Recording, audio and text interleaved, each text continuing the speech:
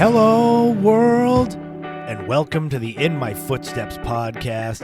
I am Christopher Setterlin, coming to you from the vacation destination known as Cape Cod, Massachusetts, and this is episode 71. This week's going to be a really fun show. We're going to start it off with a slice of Cape Cod history going back 50 years ago this week to an event that looked to change the world. Did it?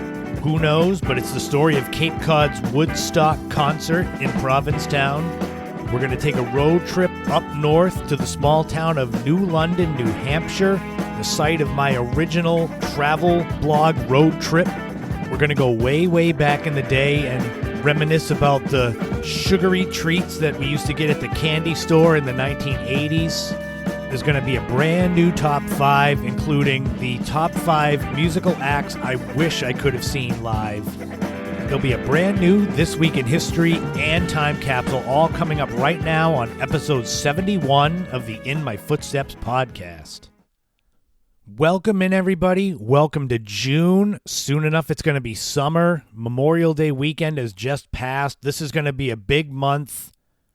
I got some fun shows planned, so hopefully you'll stick around and check those out as well. To all of you that are tuning in now or have tuned in the past and are coming back around, thank you so much. You're the reason why I keep doing this. I have fun doing it, but it always is better when people actually listen and tell you they listen and what they like about the podcast you do.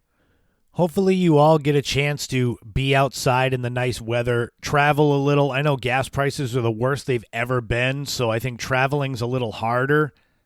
But there's so much beauty and so much fun and so much to see, even close by. I mean, I'm speaking of those in the wheelhouse of this podcast in New England and that surrounding area. Even taking a few minutes to just walk outside, enjoy the green, go to the beach, enjoy the salty air. This is the best time of year to do all of that, and I'll try my best on the road trip segments going forward in the summer to send you to places that you can go and enjoy and appreciate. But like I said, this is a big month, a lot of fun stuff coming up. It's a big birthday month, so when this podcast goes live, a few days ago will have been my oldest niece Kaylee's birthday. Looking forward a few days, my brother Matt's birthday. Enjoy your last year in your 30s, and then you can come sit at the table, the 40s table, with me and your sister Kate. My buddy John's birthday's coming up. We're going back 30 years, you and I. It was great to get to celebrate a little with you earlier this year, and at some point we'll celebrate again.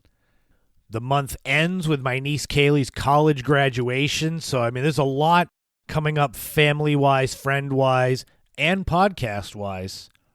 I've got a few things cooking as far as the Lady of the Dunes book project goes. Nothing I can really share too much detail on now, not to risk jinxing it, but there are some things going, so hopefully in the weeks and months ahead I'll have some more good news about that. But that's all in the future, and right now, let's jump into episode 71 of the podcast. This is going to be a great story here to kick off, going back 50 years ago this week, and an event that I'm sure at the time they thought would change the world. Did it really? Well, you're going to have to listen now and find out. But this is the story of Cape Cod's biggest music festival, their own Woodstock-type concert, how it came to be, who performed there, and the aftermath. All that coming up right now on episode 71 of the In My Footsteps podcast. The original Woodstock Music Festival is widely considered to be one of the most important moments in the history of music. Between August 15th and 18th in 1969, an estimated 400,000 people crowded onto Max Yasgur's farm in Bethel, New York. The list of musical acts that played during the festival reads like a who's who of icons in music history. Legends like Jimi Hendrix, The Grateful Dead, Janis Joplin, Crosby, Stills, Nash and Young, The Who, and many more graced the stages, enthralling the crowd. Fast forward to 2 years later, in August 1971, and former Beatle George Harrison and Indian sitarist Ravi Shankar organized the Concert for Bangladesh. This took place in New York City's Madison Square Garden and was a pair of benefit shows to raise money and awareness for the refugees of East Pakistan following the Bangladesh Liberation War-related genocide.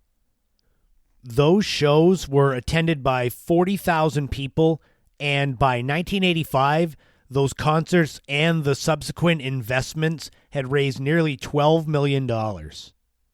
1 year from that, in May 1972, those first two events, Woodstock and the Concerts for Bangladesh, collided in the dunes of Provincetown on Cape Cod. 50 years ago this week in history, even though this isn't a This Week in History segment. An idea was hatched for a Woodstock-type concert benefiting Bangladesh. Who organized it? Who played it? And was it a success? Well, this here is the story of Cape Cod's very own Woodstock. The roots of this event began in December 1965 with the creation of the Provincetown Academy of Living Arts. This was a nonprofit year-round art center where students and professional artists alike could study and perform. However, after 2 years, the organization was still looking for a physical home base for operations. In 1969, they expanded their operations and began holding and sponsoring art festivals. Things came together when 20-year-old Harwich resident David Blackmore pitched the idea of the day-long outdoors music and arts festival to the organization in early 1972. It was to be a free music and arts festival with hopeful donations from attendees going to support Bangladesh. Although there was some minor resistance from locals, the Cape Cod National Seashore eventually granted the festival. It was dubbed the Provincetown Music and Arts Festival. It was promoted throughout New England by Blackmore, something beyond what the National Seashore had anticipated. Despite all of that promotion, Blackmore still only expected somewhere between 1,000 and 1,500 people to show up. The location chosen for the event was the Provincelands Amphitheater, which could seat about 700, and the date was chosen of Sunday, May 28, 1972. It was scheduled during one of the busiest weekends of the year, Memorial Day weekend. It was a nearly perfect weekend weather-wise. Not only was the event given the green light by the National Seashore, but a section of dunes on Race Point Beach was opened up to allow concert-goers who could not find accommodations a place to sleep. On that day, people, cars, motorcycles, and more lined the dunes and the streets of Provincetown. It was a far larger crowd than Blackmore had anticipated, filled with hippies, Hells Angels, and more. And with more people than were expected, rumors began to permeate through the crowd in the time leading up to the show of potential big-name acts at the event, all the way up to a potential Beatles reunion. None of those rumors came to pass, though. The show began at 10 a.m. on Sunday and was packed with bands from Cape Cod and Boston. The top performer, as far as Cape Codders go, was Marie Marcus, who was the Cape's first lady of jazz. However, the top performer, as far as connections to that present day's music, was the Daddy Warbucks band, as at the time they had toured with Rod Stewart. Two of the members of that band were Marshall Bruce Mathers and his wife Debbie. Their son, who was born only a few months after the show, went on to become iconic rapper Eminem. So yes, Eminem's parents played in a band that was at Cape Cod's Woodstock. The other acts on the bill of Cape Cod's Woodstock were Albatross, who were from Falmouth, Flight, a brass band from Springfield, Keith Troop, a newly formed band in the Harwich-Chatham area, LZ Band, a blues and jazz band from Boston, and Sadbird, who had recently played the Groggery in Boston. As I said earlier, Blackmore thought there'd be about 1,000 to maybe 1,500 people to show up at Cape Cod's Woodstock, Well, all in all, somewhere between 8 and 12,000 people crowded in and around the Race Point Amphitheater to hear the live music and show their support. Any of you that are familiar with the Provincelands area, that amphitheater, if you can picture it in your mind and then picture 12,000 people in that area, there are photos from it, and I will try to post some on social media so you can see it, but it's a wild scene. But despite the large crowd, unfortunately, the lively crowd for the event did not translate to large donations for Bangladesh. Before the festival was over, it was announced that a mere $100 had been collected from those in attendance, or roughly $1 for every 120 people. It didn't stop there either, as in the aftermath of the show, it was revealed by Provincetown Police Chief Jimmy Meads that the festival may have been more harm than good. The large number of people in and around the dunes caused extensive damage. The night before, many had torn up beach fencing and shingles from National Seashore buildings to burn for warmth. Drug and alcohol use ran rampant before and during the event, and at one point, part of the Provincelands Visitors Center roof was set on fire. The end result was Chief Meads proclaiming that he would go to federal court to file an injunction if another similar festival was ever planned.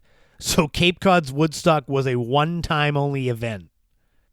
In spite of all of that, then Superintendent of the Cape Cod National Seashore, Leslie Arnberger, applauded the efforts of the park rangers and the members of the U.S. Park Police that had been dispatched from Washington, D.C., for keeping the enormous festival relatively contained.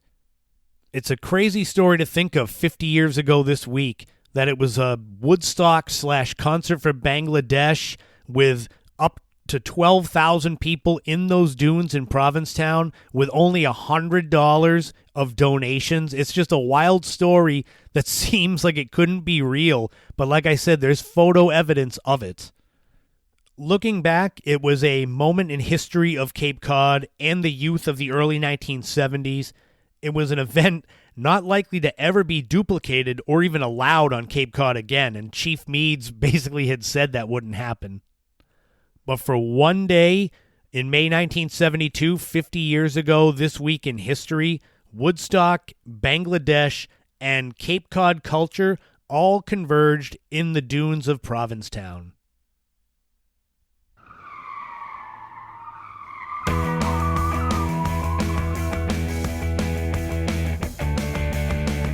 All right, it is road trip time again, and I have chosen a spot that is near and dear to my heart, kind of the OG of my travel trips, as we drive up north, at least from where I am, to the small town of New London, New Hampshire. It's no secret if you've listened to the podcast what a huge fan I am of northern New England, specifically New Hampshire and Maine. Even though there aren't that many big cities in New England, it still is nice to go up north where things are more spaced out. That was why I started doing my travel blog way back at the beginning of 2010, to give me an excuse to go and explore all of these places. It began close to home, going to the next town over, 2 towns over, places within a half-hour drive, taking pictures, writing articles about them and sharing them. But eventually you've got to go further. And although the states are relatively small, it is still, New England is a pretty large area. To get from where I am on Cape Cod to the northern tip of Maine, you're looking at about 9 hours to drive that far. So that's pretty good driving distance. For my first big travel trip where I had to drive several hours to get to a place, I chose New London, New Hampshire, because it was in the middle of the state, and it sort of served as a home base because I wanted to go to the Flume Park and the Old Man in the Mountain State Park way up north in Lincoln, New Hampshire. And I did Lincoln, New Hampshire on a road trip segment way back in episode 8 if you want to hear more about that part of this trip. But New London seemed like the perfect home base. It's 100 miles northwest of Boston and about 25 miles east of the Vermont border, to kind of give you an idea of where it's located. It's a relatively small town, with the population in 2018 being 4,461 people. And despite that being kind of a small year-round population, it can kind of be deceiving because it's also a college town, with the campus of Colby Sawyer College being located there. In the wintertime, it's a really popular ski area, with Mount Kearsarge being to the east, and then the hugely popular Mount Sunapee being to the west. I'm not much of a skier, but obviously I could see the appeal for skiers to go up there and have all these options of places to go. The highest point of Mount Sunapee is just over 2,700 feet in elevation. If you want to get more information about the actual skiing and how to go up there, check out skinh.com, because like I said, I'm not really a skier, so I won't be able to do justice to what it's like to go there. You'd be more apt to ask my buddy Steve about it. When I went up there the first time to visit New London, New Hampshire, it was in the late summer, so we're talking the first couple weeks of September.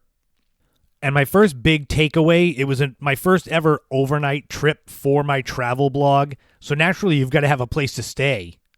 And I was doing my research, and I came across this place called the Lamplighter Motor Inn.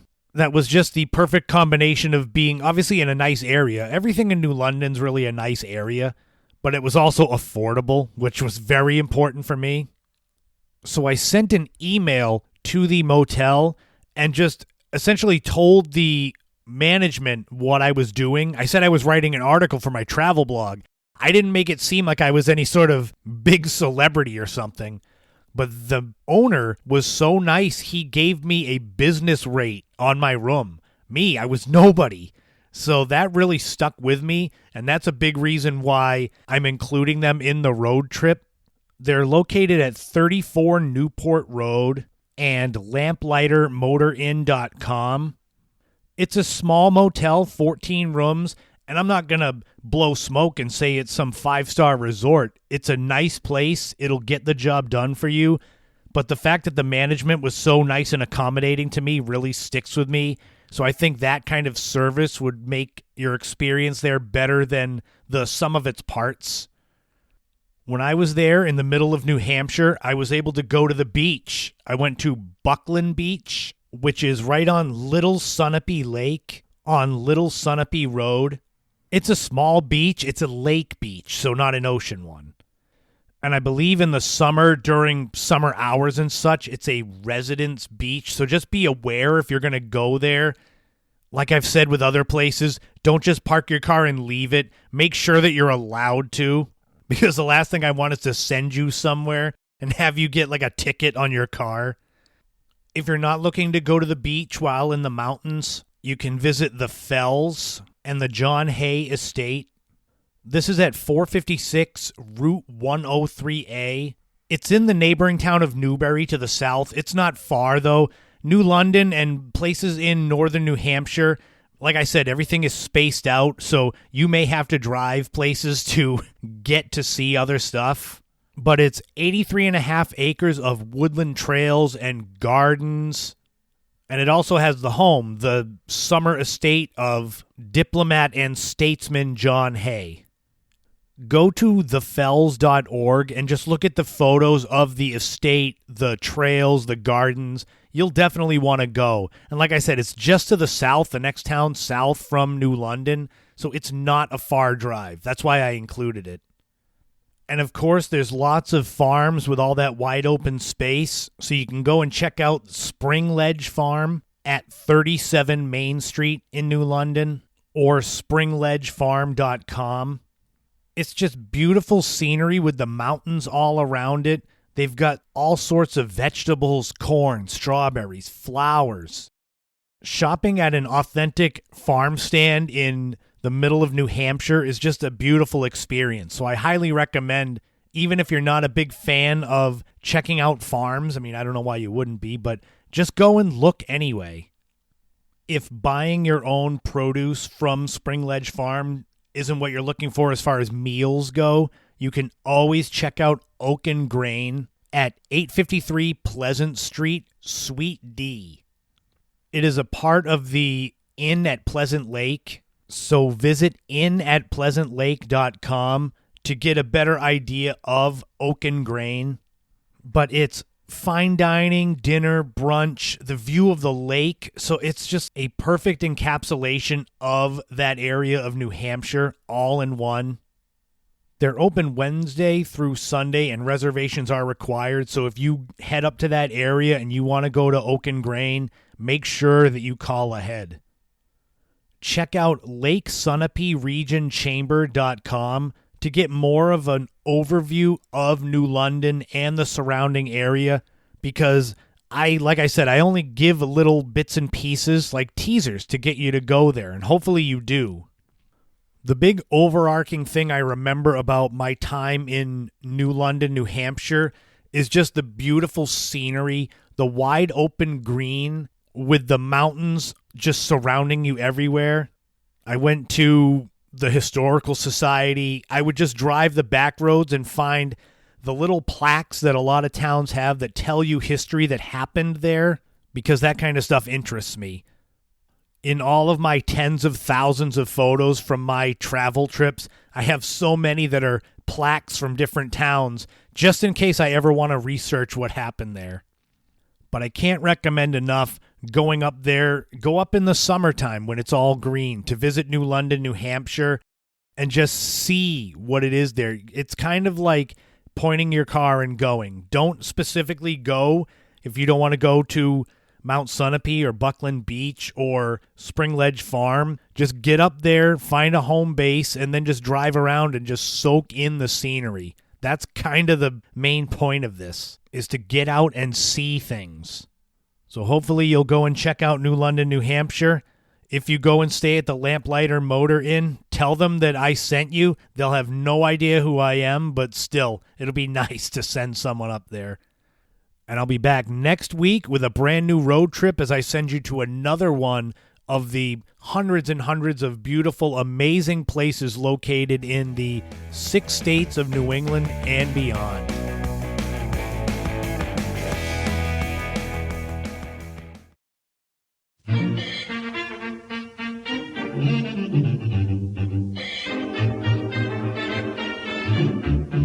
This week in history, we are going back 54 years ago this week, June 1st, 1968, and the death of legendary author, activist, disability rights advocate Helen Keller. She has just an incredible story. If you don't know it, you should definitely look into it. I'll try to sum it up here. Helen Keller was born in 1880 in West Tuscumbia, Alabama.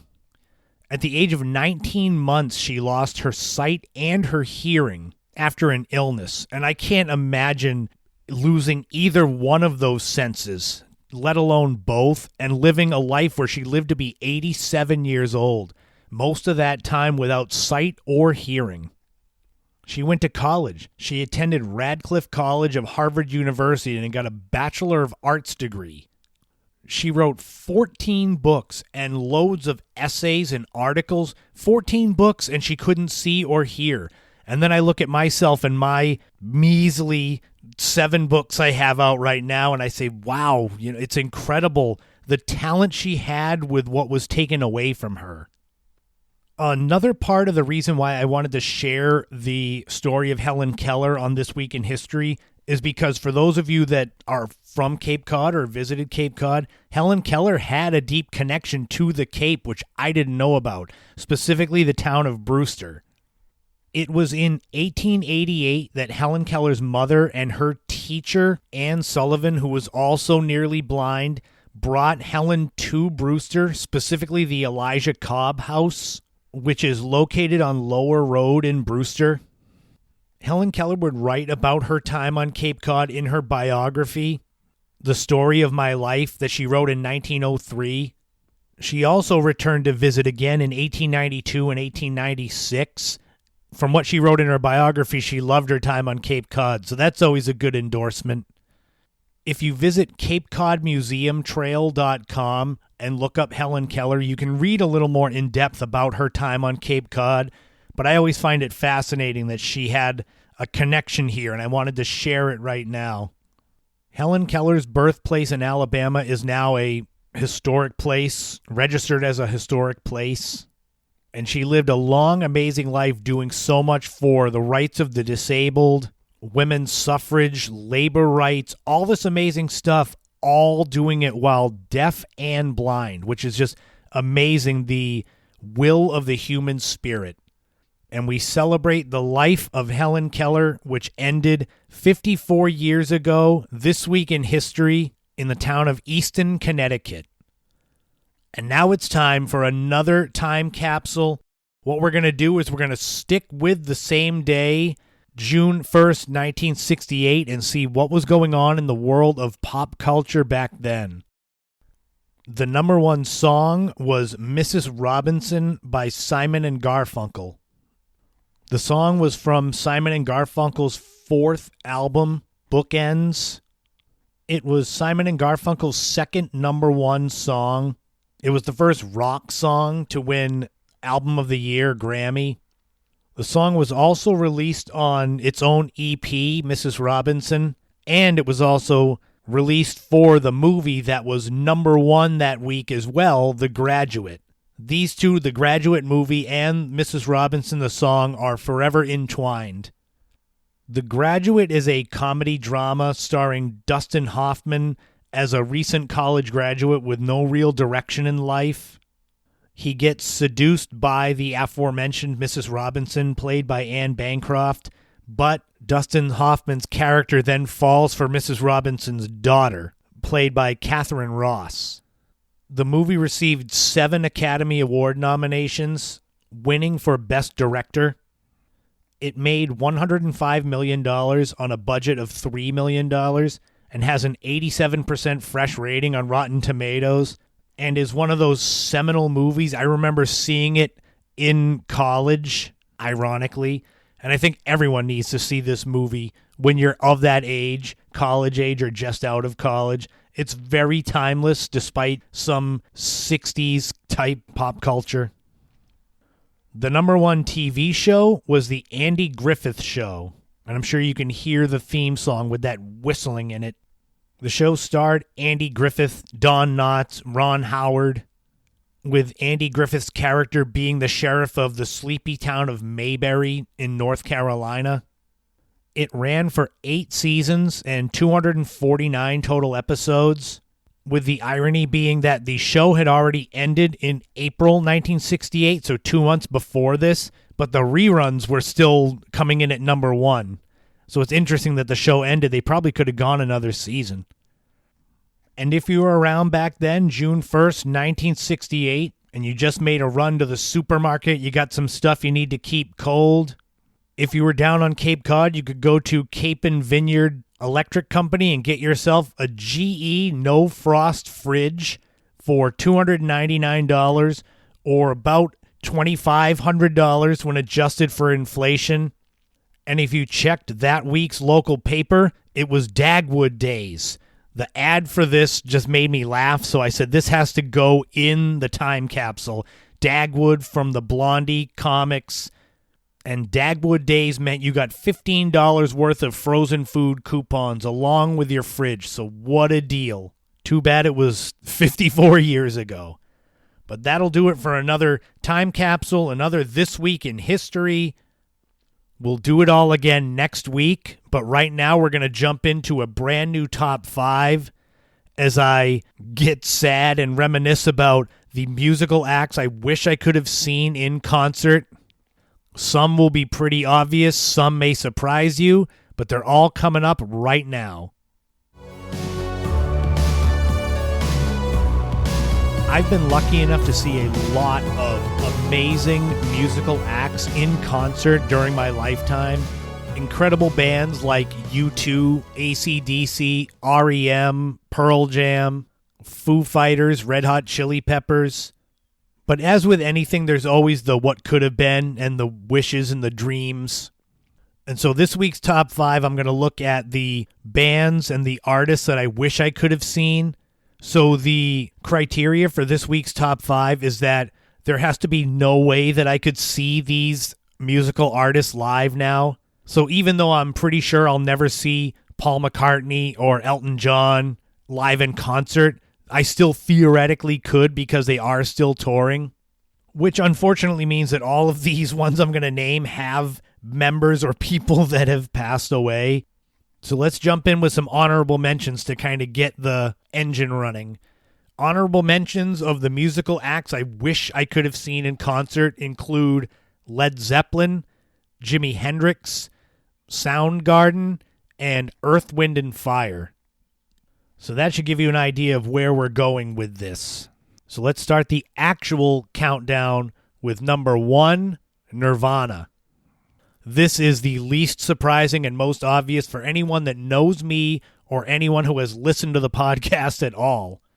Nirvana, Kurt Cobain, the song Smells Like Teen Spirit, they all had such a huge impact on my formative years, 13, 14 years old, that it was obvious that I wanted to see them in concert. And sadly, plans were in place to go to the Lollapalooza tour in 1994 where Nirvana was going to be the headlining act. It would have been my very first concert ever, but then Nirvana pulled out a few weeks, I think it was, before Kurt Cobain ultimately killed himself. So another time, another place, I would have gotten to see Nirvana, and it would have been my first concert, and it would have been the perfect serendipitous moment of life, but it did not end up happening. Number 2, the Beatles. Here's another one where it's real obvious. It's low-hanging fruit. The Beatles are, if not the most influential musical act ever, they are at least in the top few, I guess depending on your musical taste. But the Beatles were a cultural revolution in the 1960s. Their concerts, even though they stopped touring basically after 1966, I believe, their concerts were events with thousands of screaming young girls. But the thing was, all of them, all the musicians, McCartney, Ringo, George Harrison, John Lennon, were all incredibly accomplished singer-songwriters. They weren't the theoretical typical boy band like you got in the 90s where none of them could play instruments. They were just good-looking guys that could sing and dance. The Beatles were the total package. And who knows, if Lennon hadn't been murdered in 1980, maybe the Beatles would have reunited. Maybe they would have kept playing together after the anthology came out in 1995, and maybe I would have gotten to see them later in high school. I doubt I would have been able to afford the tickets. Could you imagine how much a Beatles reunion tour tickets would have cost? I'd have had a better chance getting a mortgage on a house. Speaking of high-priced tickets, number 3, Michael Jackson. Another one where if he's not one of the top most influential musical acts, I mean, he's right up there. His career spanned over 40 years. He started as a child singer with his brothers. His Thriller album was a seminal moment of my life, my childhood. All of his music videos became these must-see events on MTV. So just getting to go to a concert and see him perform all of those songs live and all the dance moves live, even if he did lip sync a lot of his songs when he performed live. But again, it was like he stopped touring for many years when I would have gone to see a concert. And then right as he was making his comeback tour in 2009, he passed away. And if he had lived, he probably would have come back and toured America. And like I said, imagine how much the tickets would have been for that. Again, car payment, house payment, who knows? Number 4 is Queen. I knew a little bit about the band Queen growing up, mostly from We Will Rock You and Another One Bites the Dust. And then I heard Bohemian Rhapsody in the Wayne's World movie, the original Wayne's World, and was totally taken aback with the amazing vocal composition of the band, the music, and Freddie Mercury's vocal range, which is unlike pretty much anyone else. He was like an opera singer in rock and roll. If you've never heard Queen, I mean, you have to have, but if you haven't, go find on YouTube. I think they've got videos just isolating Freddie Mercury's vocals and just listen to that range. And imagine getting to see them live and hear all those amazing songs. But again, I was way too young when they would have still been touring. And then by the end, when Freddie Mercury was really sick with AIDS, he wasn't touring. And then when Wayne's World came out and I got to get introduced to Bohemian Rhapsody, he had already passed away. So that's another born too late to see that show. And finally, number 5 is Pink Floyd. Classic rock, one of the best classic rock bands ever. This is one where they stopped touring right about the time that I would have started going to concerts, like 16, like 1994. That was when the Division Bell and that last tour went. At my high school, my English teacher that I had sophomore and senior year, I think, he taught a section of the curriculum was about Pink Floyd and their music, which is definitely different from what you would typically learn. But it got me into their music and wanting to see them live, but obviously it was too late. The band ended up feuding, so Roger Waters left. So you had Pink Floyd, but it wasn't the full band. Although they were still really good with David Gilmour, it would have been kind of like seeing Smashing Pumpkins with just Billy Corgan, or Guns N' Roses when it was Axl and a bunch of like replacement players. So close but no cigar, as they say. And that's my top 5. What are your top 5s, or what are the bands that you wish you could have seen live? Are any of them on my list? My list was Nirvana, The Beatles, Michael Jackson, Queen, and Pink Floyd. Shoot me an email, ChristopherSetterland@gmail.com, or find me on social media and let me know what your picks were for bands you wish you could have seen live. And I'll be back next week with a new top 5 to start some more fun discussions.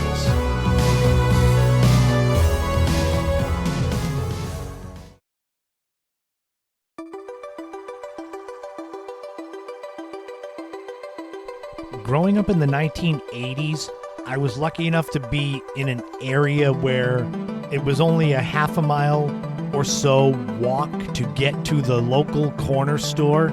And back then, me, my friends, my brother and sisters, we could just leave the house and walk. It was a much different time than it is today.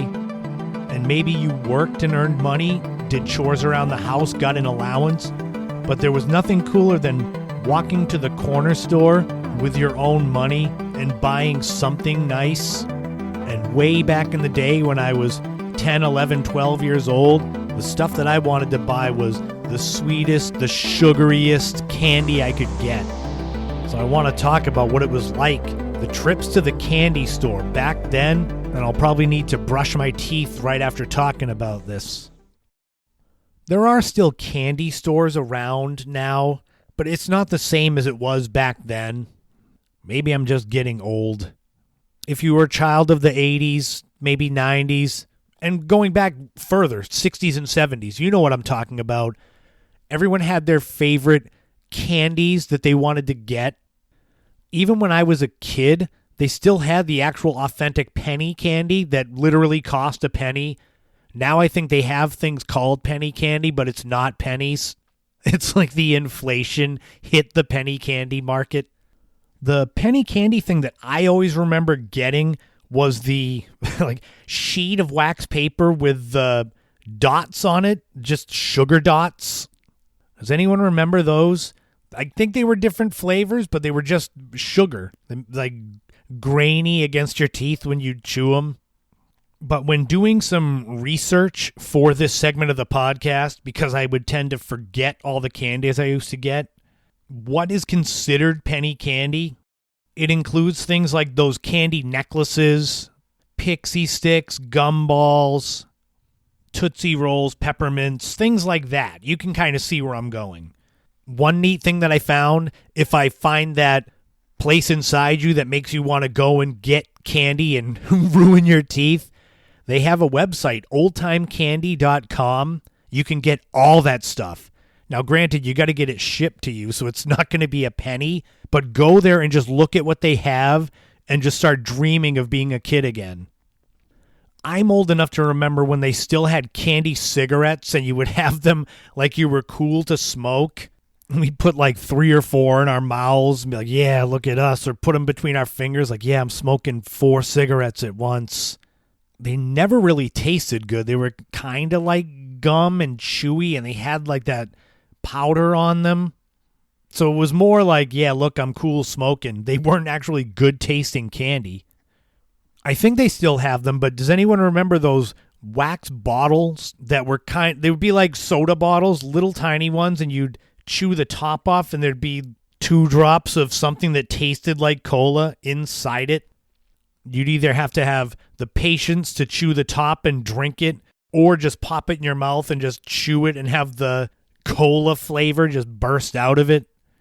You could go into these candy stores or a corner store like I did as a kid with $1 and come out with so much stuff that it really made that walk to the store worthwhile, and you get a huge sugar rush from it. But it was also neat because you could get a lot of candy for a little bit of money, so you could share with friends. So it was also like a bonding experience. Now today, getting a candy bar that's like $3, like you don't want to share that. But if you get a Hershey's Kiss that's a penny or a nickel, you could get a bunch and share them. It was a different time. I keep saying that. What was your favorite candy bar? See, I used to gravitate towards the whatchamacallit, I think because I liked the name and they tasted good. Even in the high school days, I would still get those. The stuff that I ate in high school, if I ate that stuff now, I'd be so bloated and lethargic. Whatchamacallit candy bars, Snowballs, Twinkies, Doritos, Mountain Dew. Good Lord. One candy that always brings me back to those days are the caramel creams. And I think the main reason is because one of my oldest friends, Hassan, he loved the caramel creams. So it's funny because that was the main thing he wanted. So we'd always get them and share them. But they always remind me of him. And that's another thing about these formative years and going to the candy store, that a lot of the candies bring back memories of moments and people. I always bring it back to that, where it's more than just I ate candy. It's more of the people that were there and the memories and moments from that. That's why I love these retro segments. You start off talking about penny candy and you think about the meaning of life. And then we go off the rails and dive into mega warheads. Maybe that was more of an early to mid 90s thing, but the mega warheads, especially the sour, the hot ones, you'd have a minute or two of sucking on those things that were just horrible and painful, but then you'd break through that seal of heat or sour, and then it was just a normal lozenge. Or maybe you wanted to skip the hot and sour and just go right to the sweet and get Jolly Ranchers or Starburst. Back when you can get individual ones and you didn't have to get a package or sleeve of them. Did anybody out there, or do you like jelly beans? So there was a store, it's probably still there, in Hyannis near me on Cape Cod, where you could go in and they had the scoops and the different flavors of jelly beans. And it's one of those things that you don't realize that these things cost money and it's by weight. So I remember going there one time with my friends John and Barry in high school and just sampling all the different jelly beans and ending up leaving there with like a 1.5 pound bag of jelly beans, which, let's be honest, nobody needs 1.5 pounds of jelly beans ever, unless you're sharing them at a party. But these were for ourselves. Maybe you wanted to just go straight to the sugar and do as much damage to your teeth as you could as possible and get nerds. Those little rock-looking things that were just pure sugar compressed together. Oh my God, just thinking about them now, my teeth hurt. Because you would get the little boxes that had usually 2 flavors, one on each side. You could pop the top, but you just dump them all in your mouth and chew them. And it's like you could hear your dentist rubbing their hands together, knowing they're going to have to fill your teeth. They even made a nerd cereal. You imagine? I don't think it was as sugary as the candy, but still. One of those neat things about the penny candy and how cheap candy was in the 80s and early 90s was that you could experiment. You could spend your money on something and try it and see if it was good and it wasn't a waste of money. You know, I'd get something like a Jawbreaker and spend $0.25 on it. And yeah, it would take you hours to eat it. You just suck on it until your jaw muscles hurt. But even if you hated it and wanted to spit it out, it was a quarter. It wasn't like $10 and you wasted on it. Or maybe you wanted your money to last longer and you'd buy yourself some gum, like the old Big League Chew, that you'd rip the top open of the package and it was gum that was shredded, so it looked like you were eating grass. That was hugely popular during my baseball days, farm league, little league. Somebody would have the Big League Chew that we all could chew on. It's like none of that stuff I can eat now. I mean, I could, but when you get older, your metabolism slows down and you only get one set of adult teeth, so you want to kind of keep them as long as you can before they start falling out due to sugar. But for all of you that are feeling nostalgic, like I said, go to oldtimecandy.com and see what they've got there. I'll put a link in the description of the podcast so you can, at your own discretion, go and buy some stuff.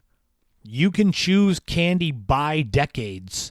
And they even have pre-1920s. So if you want barley pops and anise squares, you can get them. But you can go right into the 80s and dive in and get the stuff you remember as a kid. And let me know if you do order something from them and how it is. Maybe I'll be tempted. Get some caramel creams, find some old flimsy headphones, get my Sony Walkman that I've got, and take a walk and eat some candy and remember what it was like being a kid back in the 1980s. And that's going to wrap up episode 71 of the In My Footsteps podcast. Thank you, everybody, for tuning in. I hope you enjoyed this week's episode. Like I said, I always try to find topics that you will find interesting more than just me sharing my own memories of life. I try to make it all-encompassing. Even last week's episode, the bonus one where I talked about me buying my camcorder, I hope that it wasn't just all inside jokes. If you want to support the podcast, you can buy me a coffee. Go to buymeacoffee.com. Find the In My Footsteps podcast. If you give a donation, it goes to advertising the podcast. And obviously, I'll shout you out on the podcast in a future episode. Find me all over social media, Instagram, Twitter, YouTube. Check out my homepage, ChristopherSetterland.com. Check out the In My Footsteps podcast blog at blogger.com. I'm everywhere. I try to have as much content created as possible so that I'm just saturating the Google searches. Although I don't think there's too many other Setterlands out there that do podcasts, but who knows, maybe I'm wrong. Come and check us out at Mind, Body, Spine Chiropractic on Route 6A in Brewster. If you need an adjustment, if you need wellness, if you need rehab, personal training, it's all there. Soon enough, Cape Kettlebell, our sister gym, will be opening. There's so much more coming with that. Like I said at the top, early happy birthdays to my brother Matt and one of my oldest friends, John. Hopefully it'll be great days for both of you. And before I forget, an early happy birthday to my cousin Sarah. Hopefully some point soon, maybe this summer, we'll have a nice big family get-together. Time definitely flies way too quick. But I hope your birthday's awesome. I know you're not on Cape anymore, so have fun wherever you end up going for it. Tune in next week for episode 72 of the podcast. This one is going to be great. I am going to tell you the story of the wild nights at the Guido Murphy's nightclub in Hyannis. Names will be changed to protect the innocent. We're going to take a road trip to the town of Groton, Connecticut. We're going to go way back in the day and talk about the giant pizza wars between the Bigfoot pizza, the Dominator pizza, and the Big Cheese from the early 1990s. There'll be a brand new top 5 that were the top 5 passing fads of the 1990s, which will bring us some embarrassment of what used to be popular back then. And of course, a brand new This Week in History and Time Capsule, all coming up next week on episode 72 of the In My Footsteps podcast. And just remember to take an extra moment to hug those that matter to you. With the horrific tragedies that happened in the last few weeks in Buffalo and Uvalde, Texas, just unbelievable, rotten human beings with their assault rifles that nobody needs, taking innocent lives. it just makes you think, and it makes me look at my nieces and nephews, some of whom are the ages of the poor children that were killed, and it just makes me wonder just horrible how it would feel to lose them. So just hug those that matter and speak out for change. I know I am going to, because for your own mental health, it's good to take the time for those that matter to you, family, friends, because you never know. Like I say on this podcast, you never know what tomorrow brings, so love the ones that matter today, because things can always change in an instant. But I thank you all so very much for tuning into this podcast. I hope that I bring some levity and some enjoyment to the day with my random foolishness and somewhat factual segments, road trips, history, all that good stuff. And I'll be back next week. I'll keep pumping out the content as long as you keep tuning in. So with that said, remember, in this life, don't walk in anyone else's footsteps. Create your own path and leave the biggest footprint you can while you're here, because you never know. This has been the In My Footsteps podcast. I have been Christopher Setterlin, and I will talk to you all again soon.